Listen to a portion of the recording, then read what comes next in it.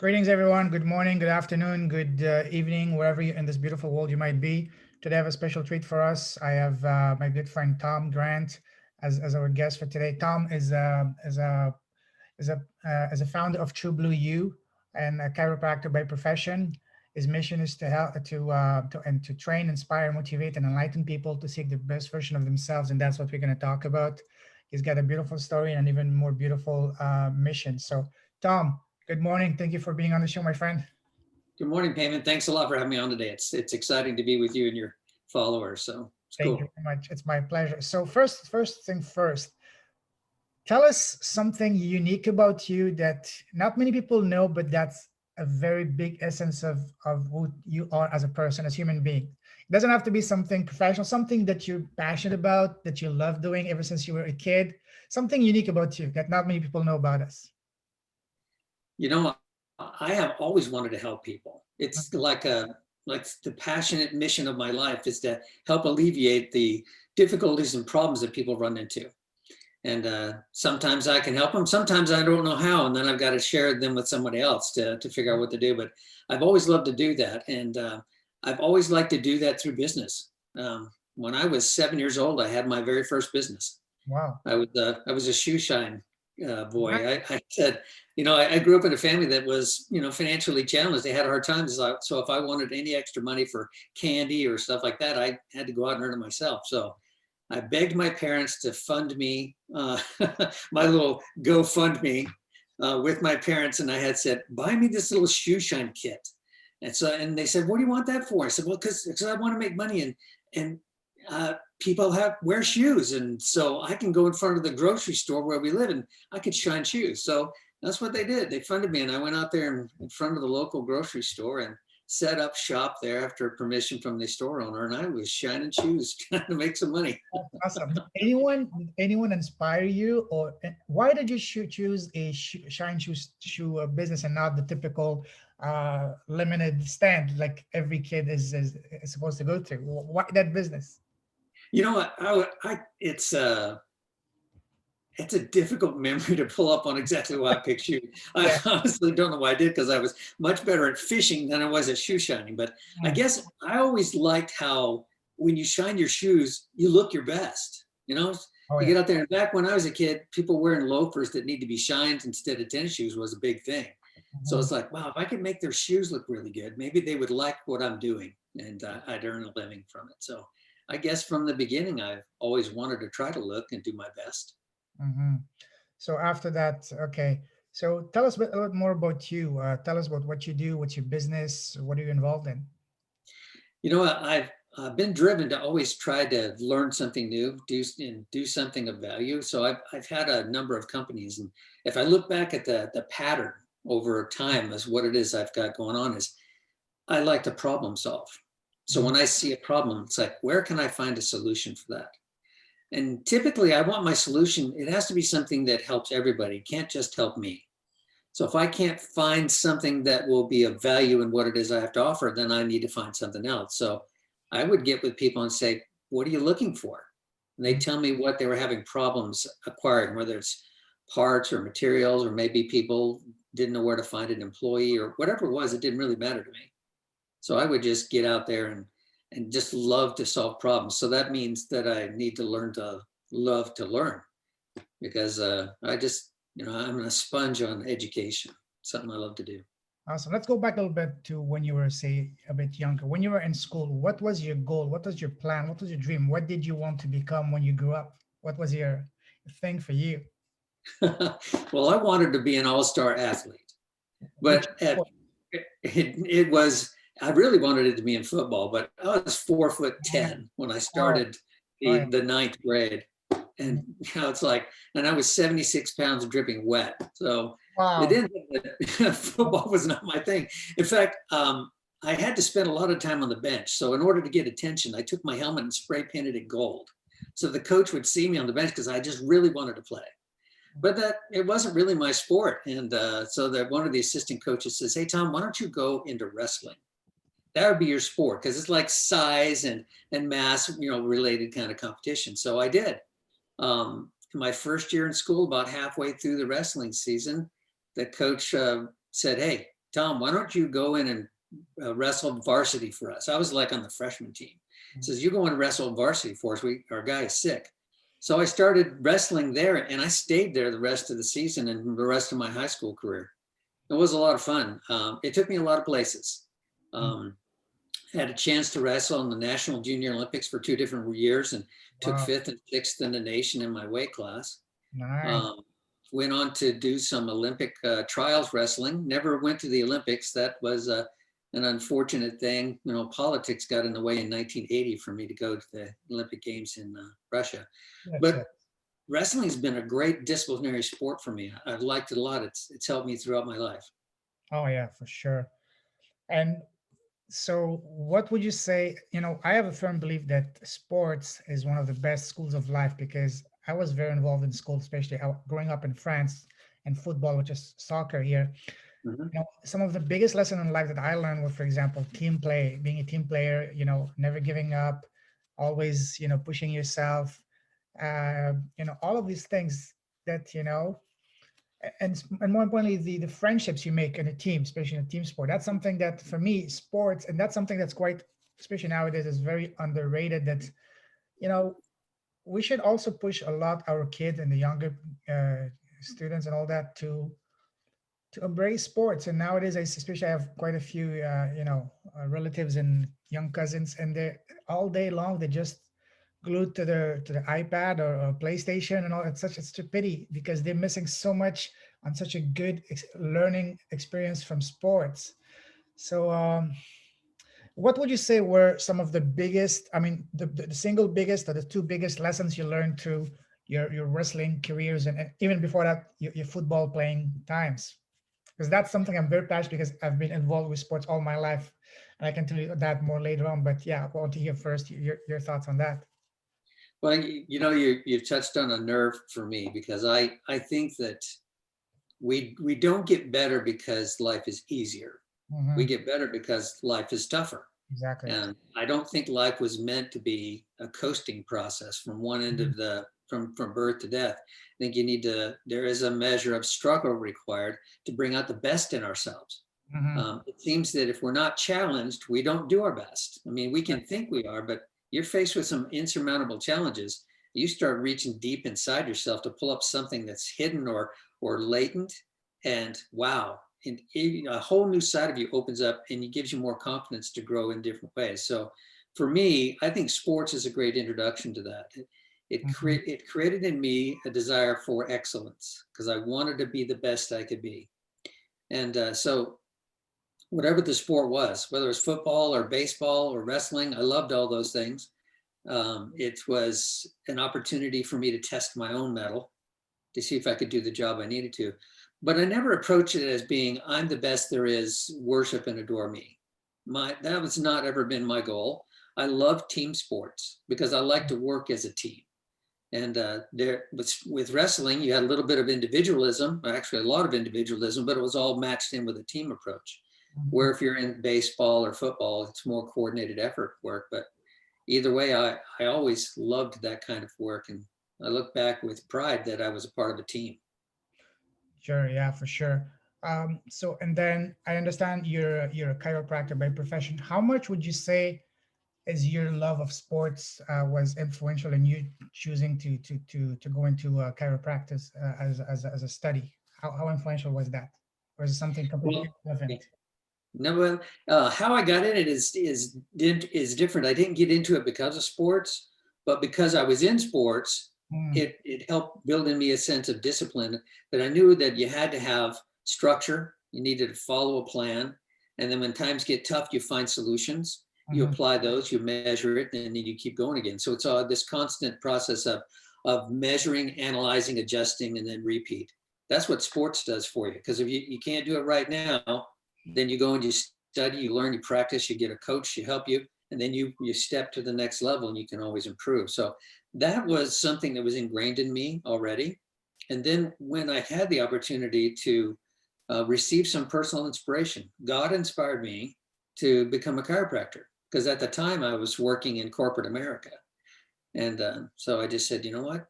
I would like to do that. I felt a real strong call to help people in that way. So I left my corporate success to me, and I had all my debts were paid, and all I had was a house payment, and life was good. It was very successful in what I was doing.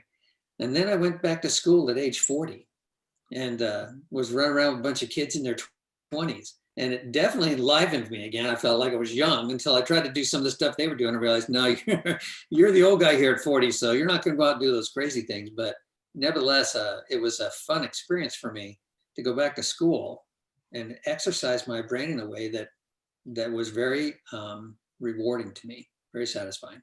Mm-hmm. So when you transitioned from corporate America, maybe at the time you were pursuing a career that you might or might not have been that passionate about, and then when you find your calling, you said you had this inspiration from God to go into chiropractic. Was it was it easy once to make the transition from the corporate world into business world? Well, making that transition into going back to school and stuff was a challenge.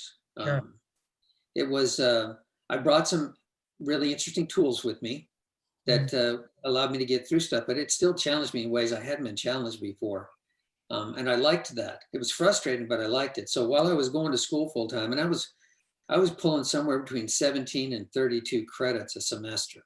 It was a lot, but it was a 5-year program. I wanted to be done in 3 years. So I approached school as though it were a business. That was my job, is to get to it and get it done. At the same time, I ran my own business, and I was a volunteer at my local church network for helping youth.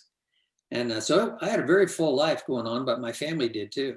We were all in school at the same time. It was kind of fun. My wife went to school too. So we were a family going to school. But that transition was, I could overcome the challenges of it because I already had some experience with business. I was able to go and say, all right, here's a problem. If I were in the corporate world, how would I have approached this? Then I'd apply it to what it is I was doing in the healthcare field. And I found that the tools were very compatible, very compatible. And it was great. I loved it. I felt inspired. I felt driven by God to become something more than I was. And that becoming something more was something I needed to translate into helping others. It wasn't for me, it was for others.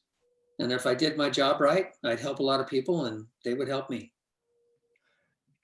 That's beautiful. You brought something that really made me think. You said that when you went back to school at 40, you had a different mindset. And then what I would like your opinion on is, and when we go to school first, fresh from high school at 20, we're at a different stage mentally, emotionally than when we're at 40. We're not, and I saw this argument being presented by some people. Like they say that once we finish high school, we sent to university and college without knowing what we want with life. And that these people were saying maybe we should, after high school, go work for a few years to find out what we really want, actually have real life work experience. And then Europe, a lot of Europeans and Australians, what they do, they go on a gap year for 1 or 2 years travel to find themselves. Once they understand themselves better, then they have a better understanding, not only emotionally, maybe even spiritually and all that, have a direction in life. Then they know exactly what, they have a better idea of what to go into school. And once they do go to school, they will actually take it seriously. They will actually really be able to make the most of it. What are your thoughts on that? Oh, I think that's an excellent topic. When one of the things that I've discovered, because I do mentoring of people, and the ones that I have the most success with in helping them to see their potential are the ones that went to school initially for a semester or two, just for reasons, maybe loss of interest, loss of money, whatever. They dropped out, they started working. And after they've been working about 3 or 4 or 5 years, they realized what they could have done if they had known what they know now when they went to school. And they have the greatest success because they know, hard work is what it's going to take. It's not going to be handed to you on a silver platter. But if you work correctly, if you use good values when you're working and combine that with the education you're getting, you will succeed more in business going back again to school than you would have if you'd started off in school and stuck with it to the end. So yeah, I think real life experience enhances and magnifies the education process you can get. For sure. And even, for example, when you go back to school at 40, especially most people at that age would have a lot of responsibility. That would make them even more committed to the success in school because, hey, I cannot screw this up. I have No, people who depend on me and I'm not 20 anymore. Not only that, but you also have a much better understanding of the world and most importantly, understanding of yourself and what you want.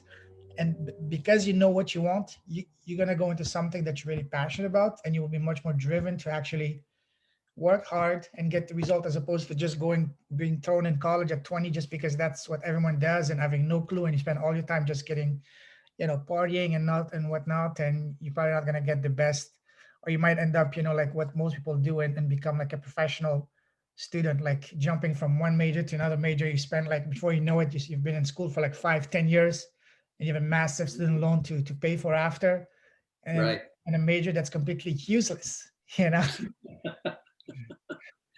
Yes, I see that. I've I seen see. that. Okay, cool. So tell us more about what are you up to now? What is your business? What do you do now? Well, I've transitioned from the healthcare field into more the emotional well-being field. Hmm. When I'm in my field of chiropractic, I had advanced in that up to a level of being an expert in personal injury documentation and medical records management. Hmm. And so I had a lot of fun with that, worked with neurosurgeons and orthopedic surgeons and neuropsychologists and the people that are tops in their fields. And in that process, I realized, there are a lot of people who are expert at certain parts of life, but the well-roundedness of life is escaping them. And I thought, well, how can I help them and others achieve a more well-rounded approach to life? They have more satisfaction, not just be a guy that runs around and makes really good money because they do, but what are you doing with your life that makes that money, valuable to you? Is it just another uh, feather to stick in your cap? Or are you going to do something with it? So I found that if people are not well-rounded, they're less likely, not unlikely, but less likely to share themselves with others.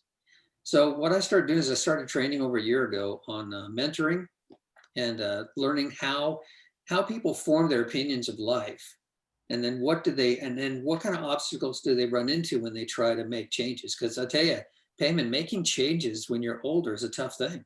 Oh It's yeah. a tough thing because we learn that we make these patterns of how we're going to live our life when we're kids. And a kid can be, definitely it can be like the 6, 7, 8, 9 year olds, but it also goes all the way up into your early 20s. You set these patterns of expectation, and then you try to live another 40, 50, 60 years of your life applying patterns you learned when you were a kid and you don't know how to adjust. So what I started learning is how do I help people adjust so that they can look at what their skill pattern is. They can look at where there's gaps in their ability to deal with certain life situations and how I can help them use their skills and acquire a few more to take that and make it something that's beneficial to them rather than a glitch or a hindrance. And That's what I'm doing. that's awesome. Do you focus on a specific area of life or for example, whether it's um, you know, health, whether it's financial, whether it's mental, or do you just overall, do you have any areas that you focus on and specialize more specifically?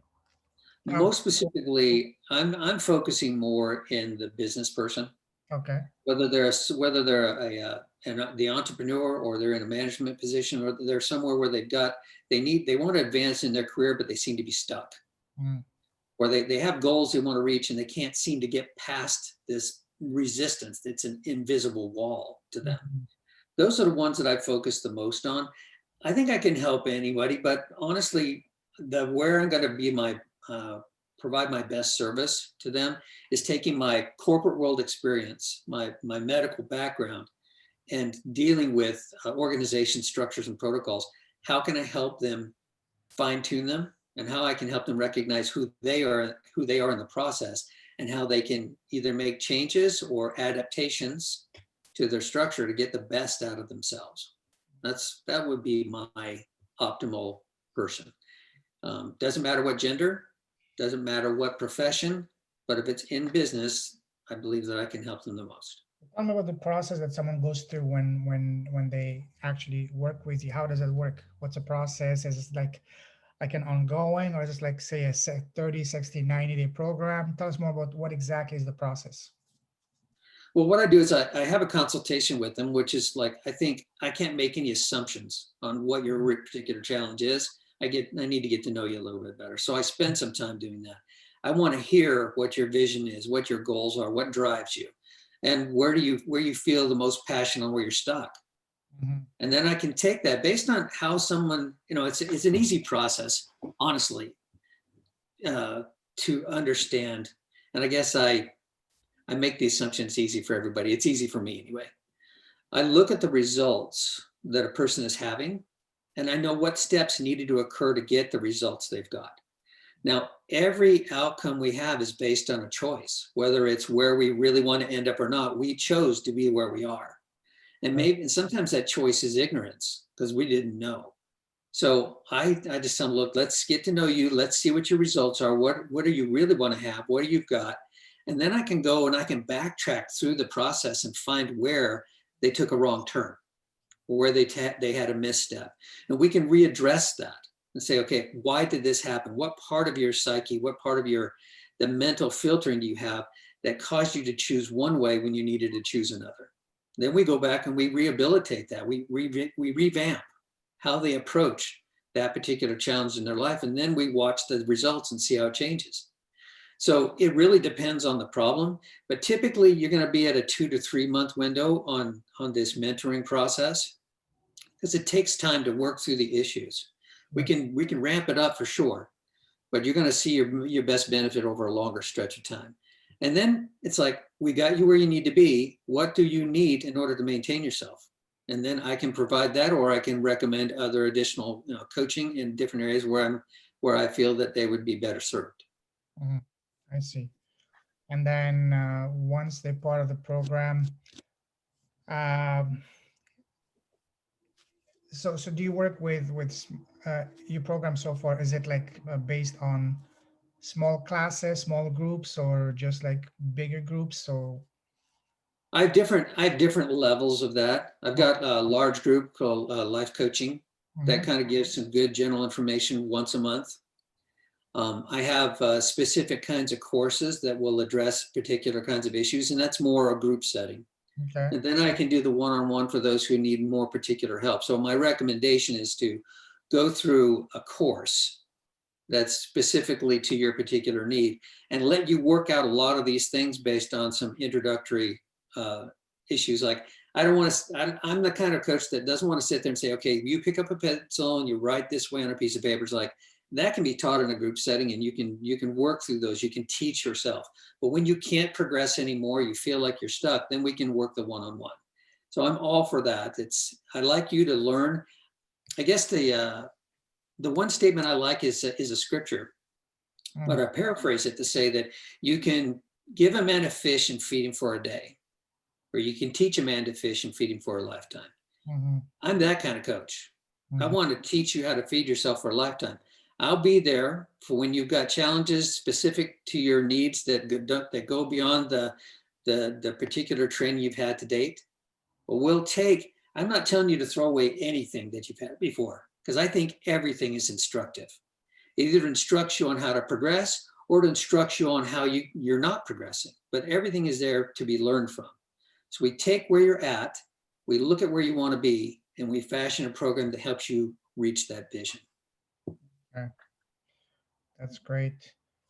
What would you say to be so far your most the greatest transformational example from your clients? Of course, you don't have to mention any names or anything, but just briefly speaking, what was something you've seen the greatest transformational result and has really inspired you as well in the process? Well, I remember one of my first coaching clients, and this was a lot of fun for me. So it was my nephew. Oh, wow. And so what he did is he said, I was looking for a student to get started with. It was like, he was one of my first ones. It's like pretty exciting. And I said, Joe, I'm not going to charge you anything for this, but I need you to commit to do this program for me, with me for about 8 weeks. Mm-hmm. He says, okay, not a problem. He's like in his mid late 20s. And Okay. so I said, okay, let's get started.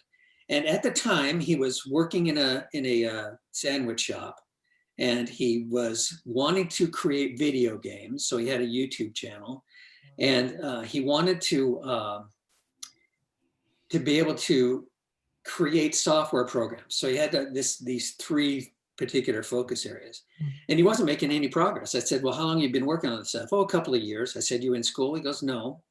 I said, how long have you been working at this place? And he's been working there a couple of years, but he's not happy, wants to leave. But he wants to move to a different department in the company, but they didn't have an opening, so he's wanting to leave. I said, well, let's get started on what your goals are. So I helped him create a vision board. And from that, this is what your goals are. And I coached him through the process of how you get the details to make a vision board work, because that's your dreams. Sure. So we started working through this, and I didn't do it for him. I just coached him how to get it done.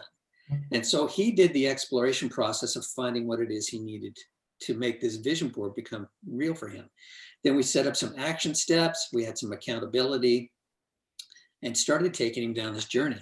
Well, interestingly enough, he found a school he could go to that basically would almost cost him nothing to get computer programming.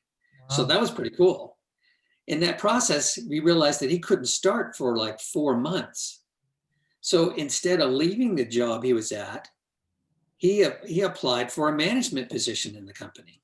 Nice. So he now moved into a management position so that he could have more time to go to school. Before, his hours were everywhere. Now he's got a set time. He's the catering manager. So he gets into that and he starts doing the catering work, and they love him for what he does. He just does amazing work for them.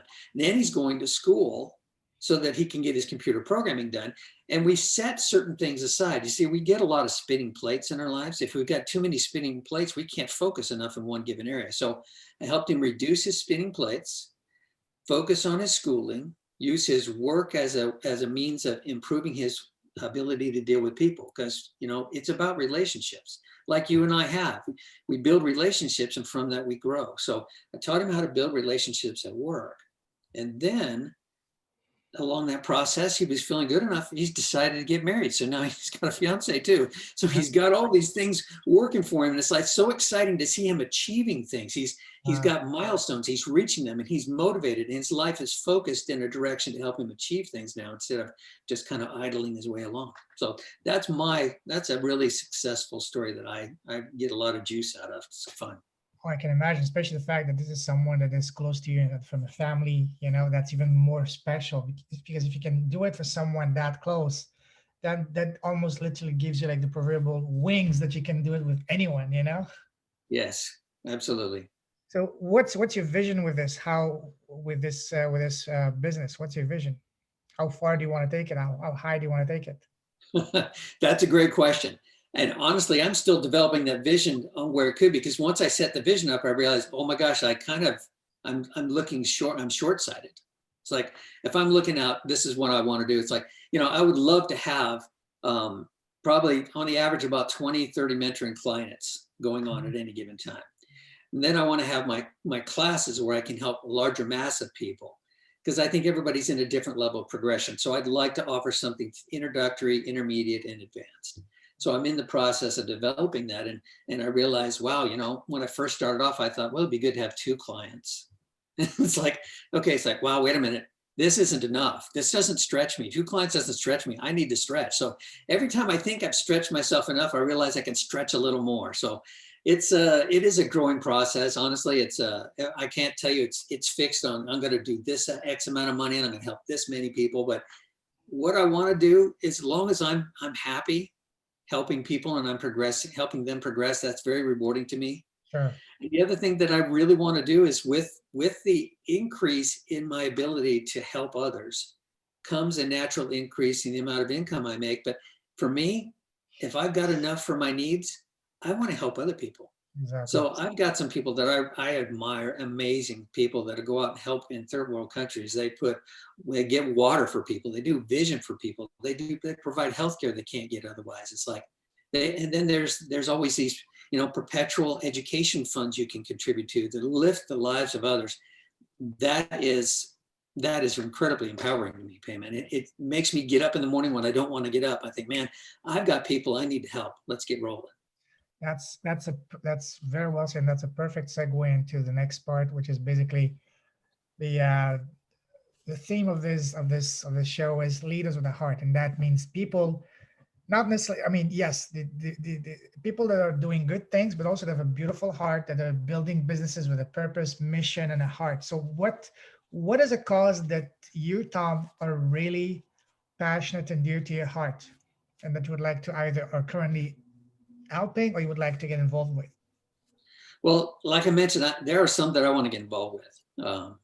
There's a guy that does some amazing work, and I don't know if we're name dropping here, but I like Akbar Sheik's his goal of helping people with. I mean, he does the water purification. He's got other programs that he's a part of, and I'm thinking that's really cool. I would like to help people that way. I do a measure of volunteer work now, and I don't say that because it makes me better than anybody else. But I find that as busy as I am running several different companies at the same time and trying to grow new ones, that if I'm not helping other people, who am I really helping? And if I'm helping myself first, then I know that no matter what my level of success will be, it will always be unsatisfying because I'm driven to help other people. So I'm still open for ideas on that. But I know that there's some perpetual education funds that I'd like to contribute to, some philanthropies that I have friends that run that I'd like to be a part of with them. Um, you know, we got to do something more than just acquire money. Absolutely. There's a lot of it to be acquired, and it can consume you. I have had friends that the only thing they were focused on was money, and it corrupted them over time because money is never enough. But money is also a very expensive thing to acquire. It really is. Not that it takes money to make money, because there is some truth to that, but it takes a lot from you. And if you're devoting everything to that money, it's almost like you're worshiping it to the detriment of those around you who could use some of that skill, that compassion, that love that you should be generating through the course of your life. So yes, I want to make money. I want to be able to pay my bills. I want to be able to have a good retirement. I want to be able to help others whenever I can. But I got to do more than just with my money. I got to do something with my hands and with my heart. And that requires me to be involved. Those are the kind of projects I look to get associated with. That's beautiful. Just as I told you before we start this call, I firmly believe that we as entrepreneurs, we have not only a duty, but a responsibility to do good, because not only, it's because the right thing to do as a human being, but also because doing good is pretty good for business, because people love to be associated with, first of all, they love doing business with people they like and trust. And one of the best ways to establish trust is to be seen as a company that cares, that helps, that has an impact. And if you can switch the vision that people have of your company from being just another purely profit-driven company to one that is, heart-driven company with a purpose, with a mission, something magical happens. The customers you have, the clients you have, they will no longer just be a one-time client. They're not going to be, because most people that buy just because, when you buy from a company that's purely profit driven, usually you buy because the price is the cheapest, or because something like, there's no loyalty. There's no Right. brand loyalty. But if you're buying from a company that's actually has a mission that is dear to your heart, you will no longer be just a client. You will be a customer. You will be a loyal fan, a raving fan, and even an evangelical fan. You will be telling everyone you know about them, hey, that's the most amazing company. For example, one company that really stood out to me and that really inspired me like big time this summer, that I had not known about them before, was, have you heard of Blake Mycoskie? No, I have not. He's the founder of Tom's Shoes. Does that ring a bell? Yeah, that does. Well, The shoes I know. exactly. So that it's a beautiful story, because he went to Argentina in 2006 as a 29-year-old just for vacation. And once he was there, he was just walking around. He saw all these kids in the suburbs of Buenos Aires in Argentina, that they were walking around, bare feet without going to. And he asked the people, why are these kids not going to school? He said, because to go to school in Argentina, you have to buy the uniform and the shoes, and these kids cannot afford it. So long story short, it took a version of the local traditional shoes that Argentinians have been wearing forever, and he made a better version. I mean, more solid version. He started selling it in the U.S. But the kicker was, for every pair that he was selling, he would give one pair to these kids. That's why the name Tom's Shoes. You buy Okay. one today, you give one for free for another person. So long story short, between 2006 2011, he built the fastest growing shoe company in the world, competing with the likes of Nike, Adidas, and all those global brands without any outside investment. And in the process, he built a $500 million company in sales per year.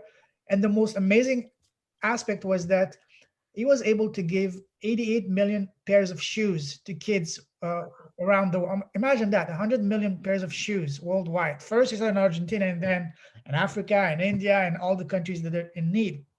That right there absolutely blew my mind. I said, you know what? I need to I need to do something like that. Just like you have always been the guy, ever since I was a kid. I still remember when I was in kindergarten, my parents would bring me, snack at school, and there was always a kid or two beside me that didn't have snacks. So I would always share it with them without even thinking twice. So ever since growing up, I've always been the one that was always loving and caring and wanting to do things for others. So again, yeah, and now that I'm in a position to do something, to build a business that I can actually, as an impact, I'm all in. And I don't know, I'm sure you've read my story on the coaches group. I'm I'm not a coach. I'm an e-commerce guy. Uh, and the one project that I'm working on right now is I want to launch a brand of physical products made from 100% premium Argentinian leather. I've been to Argentina before, and I know that the leather in Argentina is some of the best in the world. So I want to build a product from there, and for each pair that I will sell, each unit of that product I will sell, I will give one pair of eyeglasses to someone that needs it but cannot afford it, starting first in Argentina and then eventually around the world. Because you know, not being able to see, that's a big handicap. The world is so beautiful. We take that for granted. And just the fact of helping someone being able to see, because no single individual person can change the world. But if me and you and each of us can change the world for one person, that's something we can easily do. And then they in turn pass it forward to someone else. Before we know it, it's going to be within long. It's going to be a very different environment, a very different world that we're living in. So that's, and honestly, uh, I've been blessed with a very colorful, very exciting life so far. I lived in 10 countries on 4 continents, speaking 6 languages, and I've been involved with many businesses. But the business that I've never felt so alive, so fulfilled that right now, because I'm doing something that actually matters, something that actually, as you said perfectly, it's not just about making money. Because if your only goal is making money, the goalpost is only changing. Once you reach a million, you want to make 5 million, then 10 million, then 20 million. It never stops. Right. It's not just about buying the latest Lamborghini or Ferrari or Rolls Royce or the biggest house, because like these are just toys. Like any toy, after a couple of weeks, you're gonna get tired of it. Right. However, if there's, for me personally, there's nothing more beautiful, more fulfilling than when you help someone that is nothing to give to you. When you see the gratitude in their eyes, the smile, even talking to you right now, but I get goosebumps. It touches you at a so much deeper level. As I keep on saying, it's like orgasm for the soul. That's the That's ultimate great. level of meaningless. I read a quote a while ago that really opened my eyes and changed my perception of things. It says the two most important dates in our lives are, first when you're born, and second when you find out why you're here. And Yes. and I can say that I've been blessed to know that my mission, because we all have a mission, we all have a reason to be here. And I realized that the one thing I love the most is helping people, especially people that need it the most. And now I'm this is my goal from now. My number one rule for me to get involved in any business, it has to have a mission. It has to have a purpose. Like for example, as I said, I'm an e-commerce guy. I have with my business partner, we have an Amazon FB Academy. He's a seven-figure seller, and we're selling. Our academy teaches people with no experience to find, select, source, and launch the first product on Amazon within 90 days. And one of the very first things that I implemented in that business was, hey guys, in real estate, the word is location, location, location. In Mm. business, especially now in this super uber competitive environment, it's all about differentiation, differentiation, differentiation. And one of the best ways to differentiate yourself and your brand, your business, doesn't matter whether you're selling physical products or consulting or your services, You have to differentiate yourself. And one of the best way to differentiate yourself is to get your company and your brand be aligned with a cause. Because a lot of people, when they start a business, they either try to offer something that's 5 or 10% different than the other guy, or try to change the pricing differently, or the packaging. That's good. You might make some money, but that's not the way to build a really meaningful, not only business, but a legacy. I'm talking about maybe using big words, but that's all about, because you want to feel alive. And when you have when you align your company with a cause, that completely sets your company apart. That makes your company and your brand completely competition proof. I was asked last week to do a presentation and a talk at a conference on e-commerce, and my topic was the power of giving in your business, because a lot of Amazon sellers, e-commerce sellers, as I told you, they all look at the next gadget to sell, whatever, and they all try to change the color, maybe add another little feature, just basically try to improve it by 5 or 10%, maybe price it differently, the packaging. That's fine, nice and dandy, but that's not a way to build a solid foundation, because if you do that, then the next guy is going to launch a product with a different color, or maybe price it a bit lower, or maybe different packages. It's a never ending, it's basically getting into a price war, and and nobody wins. But however, if you take the same product or the same service, for example, you see, for each mouse I'll sell, I'll donate, for example, an hour of computer classes to a kid in a remote village in Thailand that doesn't have access to computers. No, that's actually what we're doing with our Amazon Academy. For each sale, for each student we bring in, we're gonna offer an hour of computer classes to a kid in a remote village in Thailand that doesn't have access to technology. So and by just doing that, that's going to completely set your business apart. Because as I said earlier, we as entrepreneurs, we have a duty and a responsibility to do good. So I'm not going to repeat myself again, but there's the tremendous opportunity for us to do good, because it's the right thing to do, but also to take our business to the next level. Because I fully believe that once you align your business with a cause, competition basically becomes irrelevant, because people see you differently. And I'm pretty sure in any business, any niche, less than 1% of your so-called competition is doing that. And you as a businessman and everyone else listening understand the value of being the first in your niche to do something, to implement an idea that's actually a beautiful idea and actually practical. And once you do it, you will rise like a rocket. And when your competition sees what's going on, they will see what's going on, and then they will try to do the same thing. And that gives you a leg up, a window of opportunity of 6 to 12 to 24 months. That's going to give you like an unlimited, that's basically your trump card that's going to allow you to completely destroy all competition, be impossible to touch. So that's something that I've been very passionate about, and teaching not only in our academy, Amazon Academy, but also in any business I do. And that's a topic I'm extremely passionate. When I talk about this, as I can see right now, I don't speak with this, I speak with this. And because I speak with this, it's very hard for me to shut me up, No, I understand that. I feel the passion. It's a very exhilarating. It's what would be the right word I could say? It's viral. I feel the enthusiasm coming through. And I firmly believe, just like you were saying, that each of us is here to alleviate the suffering of another. Yeah. If we can do that, then the universal powers come into play that help propel us forward, because there is so much of a need for that. There's not enough of us, and there's a whole lot of them that need help. And that's amazing to feel your energy. I agree. Thank you. Yeah, there's so much more I can say about that, but if I were to open my mouth, I'm afraid we'll be here until tomorrow. So I'm gonna keep that. That's more like a conversation over a good glass of wine, All right, that's awesome. So tell me, Tom, what's the best way to reach you if someone wants to get in touch with you? I've put up a new website. It's still in the process of being populated. I apologize. It's not like totally polished, but if you go to my website, there's a contact us there, and that's where you can reach out the easiest way.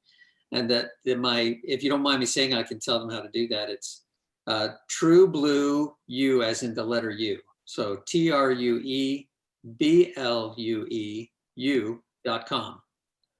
And in there, that's going to probably be the easiest way to reach out to me. Get a little contact form and everything, and then I can reach back out to you, and let's see if there's some synergy with us. If there's some ways that I can help people succeed where they feel they are stuck or can't get past an unseen roadblock. And I understand you also have a podcast. Do you want to mention your podcast? I do. Now, please forgive me. My podcast is in its infancy, but my podcast, I'm on 6 different platforms. I don't remember all of them off the top of my head, but I know Spotify is one of them. And what else is the other one? Anchor is the other podcast platform, but it's called Landscape Your Life. Wow, I like that. Landscape Your Life. That's, we are the gardeners of our life, and what we put in will grow. And if we don't want weeds, then we got to pull them out, and we got to plant what it is we're looking for. And we need to have a design for that. And I help to create the designs on how you landscape your life. So that's the nature of the podcast. I love the name, and I love the way that you said we have to take care of it just like as we would our garden, because ultimately our life is a garden, Yes. And I got some great garden stories to share sometime. I'm sure you do. Okay, well, is there any last minute parting tips you would like to give to someone that is kind of stuck right now, and would love to transition from a business they're not passionate about, or maybe from a corporate world and a job they're not passionate about, to something more like that they're really passionate about? Do you have any tips for that person? I do. What I'd recommend, get a pad of paper, get a writing utensil of some kind, and find a quiet spot, really quiet. No interruptions. Give yourself a half an hour. The first 15 minutes, I want you to just listen to relaxing music. That's all. No words, just instrumental. It needs to be something in the 60 hertz cycle, and just slow your life down, because we live lives full of clutter and full of stimulation from everywhere. So you can find that quiet spot, 15 minutes, you relax. Then for the next 15 minutes, I want you to write down everything you'd love to achieve. Then down myself, actually, as you talk. I'm actually taking notes myself. Okay. You write down everything that comes to mind. Don't prioritize, don't filter, just let it pour out. We have so much good bottled up inside of us, and we put a cork on it because it's got to be perfect, or it doesn't match what you're doing now. It doesn't matter. If you release out on paper everything that you'd love to do, 2 things happens. Number 1, you now open space for more. You can now fill up with more good things. And the things that you've put on paper, your mind starts finding ways to fulfill them, because we mentally create the life we live in. And if you have a desire to create good and more, you will, if you put it on paper and you look at it, it's part of the vision board creation process. If you'll just do that, you will be empowered to do so much more than you currently do. So you got to release it. You can't keep it bottled up inside. We go through some similar processes when it comes to some of the negative stuff that can coat our lives too. But from a positivity, growing, and an opportunistic kind of a situation for yourself, is get it on paper. Because when you can see it, you can fix it. You can create it. That's beautiful. Not only I took notes, but I will listen to this podcast myself, because that's what I love the most. Because the whole point of this podcast is to connect with, because we can all learn from each other, and connecting with people, getting to know them at a deeper level, but also learning something new. And I did learn something invaluable from you right now. I'm going to implement it myself. That's why I took notes, and I will listen to it again. Thank you for that, Tom. It's been a pleasure connecting with you on this show. So thanks for having me here, Payman. It's been great. Pleasure. And with this, I wish you a beautiful day and a wonderful week, and I'll catch you soon. So thank you very much. Don't hang up. Don't hang up. Just a second.